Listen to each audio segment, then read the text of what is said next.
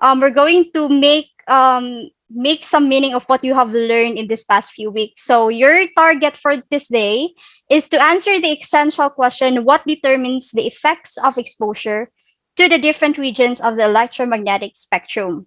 Okay, this essential question is actually found in your guided gen. So let us start.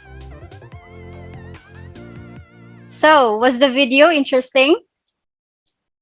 Any reaction, please? Maybe a heart. Kikilig ba mo? Okay. So, what was what was the effect of radiation in the video? What did Norma suffer? EHS, from what I remember, ma'am. EHS. What is EHS again? Electromagnetic sensitivity.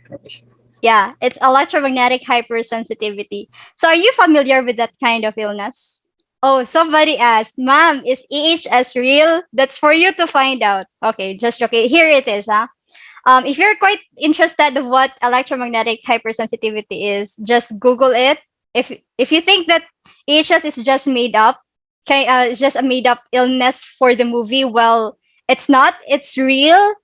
No, it's also my first time hearing that kind of illness. So if you're interested, just Google it, and maybe next time in our next session, maybe you can share of what you have found out about EHS. Okay, but this time, based on your experiences, have you also encountered some effects of radiation when you were using your gadgets for quite a long time? Especially that we are now in ODL. Have you experienced some effects? I see Samantha nodding her head. Maybe you can share a few effects that you've encountered when using your gadgets. Headache, ma'am. Headache.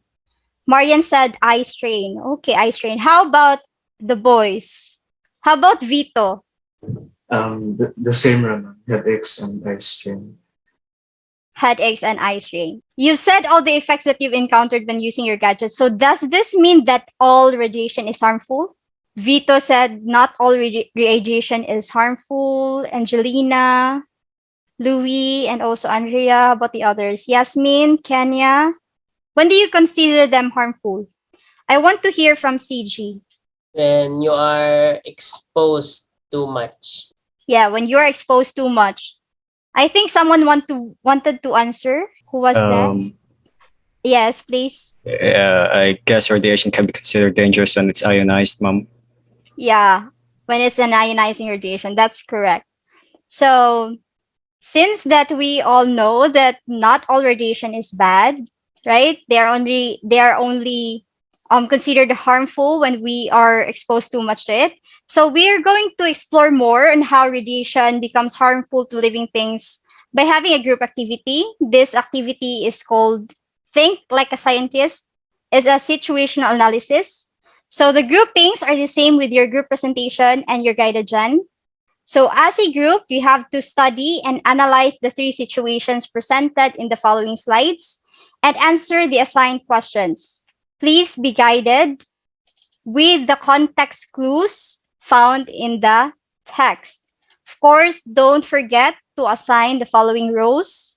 You have the leader, the writer, the reporter, the timer, and the data collectors. So you can share your answers within your group for 7 minutes, but you have to report it in front of the class for 2 minutes. Okay?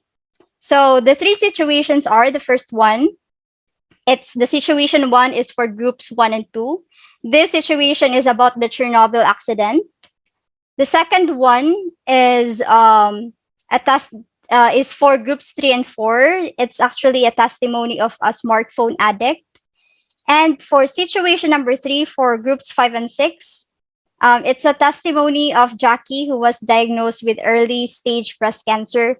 And the last one for group 7, you have to read all the three situations and you have to determine or generalize how the nature, the level, and the time of exposure determine the effects. But don't worry about the learning materials, because I'll just send to you the Jamboard link. So in the Jamboard link, you can actually collaborate with your group mates. A white space is provided for you to put your answers or place your answers there. So I hope you can access it. Can you access it? I hope you can see it. So actually, in the left side, there's a text box function. You can use this function to type your answers, or you can use the sticky notes. It depends on you. Okay. So are there any questions before I send you to your breakout rooms? So the room is now open. Go to your rooms. A few minutes later. So can you see my screen now? I hope you can see it. Please give me a thumbs up. Okay, that's good. So I think we have to start with group one. Group one, kindly read the situation first before answering. And group two, please prepare any comment or add-ons if you want after group one has presented. Okay, so group one, may I request Vito? Hello, ma'am. Am I Hello. audible? Yeah, very loud and clear. Situation 1. On April 25, 1986, Sasha Yurchenko, a worker at the heart of the Chernobyl nuclear power plant, survived the Chernobyl incident. When nuclear reactor number 4 exploded, he and his colleagues went to the place of explosion to look for their bodies. At that time, Sasha didn't know that they were exposed to 4.1 SV of radiation.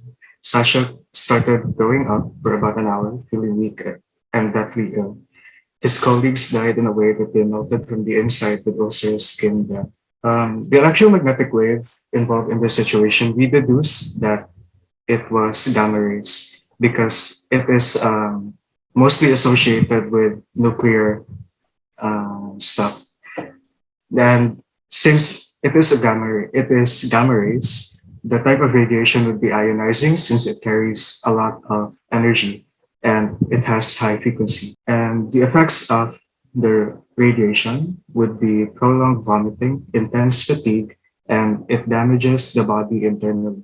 Thank you, group one. Group one consists of Reese, Shem, Francesca, Vito, Jong, and Yasmin. So group one, group two, maybe you have add-ons or comments for group one. Wala kami comments, ma'am. Okay, Ay. wala ra. Because they got it right. Okay. So I think that's it. Thank you, group one. Let's have group two. Group three, prepare for any comment or add-on. Okay, so group two, we have the reporter for that is Val. Am I audible? Yes. All right, so I guess I should go. All right, on April 25, 1996, Sasha and his colleagues were. Val, let me interrupt. You can just go directly to the answers because group one already started to read the situation. All right. All right. So as Sasha and his colleagues are closing on in the reactor, they receive over 4.1 sieverts of radiation, which is considered to be ionizing radiation, and ionizing radiation actually splits atoms, and thus their atoms are split, causing mutations in their organs and their skin. The mutation on their skins can also be referred to as radiation burns, and yeah, that's basically the cause of their injuries. They got mutated in the inside out, and they began puking it all out. The several cases of nurses holding on to the clothes of the first responders of the Chernobyl disaster actually gave them radiation burns. So yeah, radiation actually sticks to other kinds of materials.